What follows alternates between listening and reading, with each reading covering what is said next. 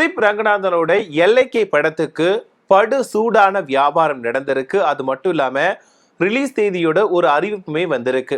ஜெயம் ரவி நடிச்ச கோமாளி படத்தின் மூலமா ஒரு இயக்குனரா தமிழ் சினிமாவில் என்ட்ரி கொடுத்தவரு தான் பிரதீப் ரங்கநாதன்.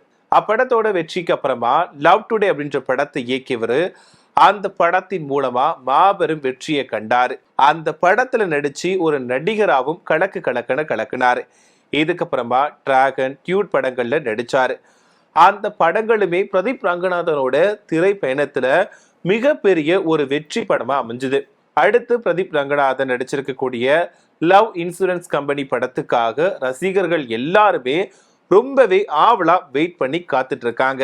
விக்னேஷ் சிவன் இயக்கத்துல தான் Pradeep Ranganathan love insurance company அப்படின்ற படத்துல நடிச்சிருக்காரு. அது மட்டும் இல்லாம இந்த படத்துல எஸ்.ஜே. சூர்யா, கீர்த்தி ஷெட்டி, சீமான், யோகி பாபு ஆகியோருமே முக்கியமான கதாபாத்திரத்துல நடிச்சிருக்காங்க.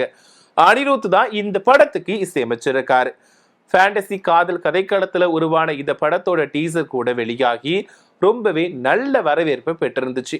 இந்த படத்தோட சேட்டலைட் உரிமையை விஜய் தொலைக்காட்சி வாங்கியிருக்காங்க. டிஜிட்டல் உரிமையை அமேசான் பிரைம் பெரிய தொகை கொடுத்து வாங்கியிருக்காங்களாம். அதோட இந்த படம் வரக்கூடிய ஏப்ரல் 10 ரிலீஸ் ஆகும் அப்படின்னு தெரிவிக்கப்பட்டிருக்கு. இந்த படத்தை பார்க்கறதுக்கு ரசிகர்கள் ரொம்பவே ஆவலா இருக்காங்க.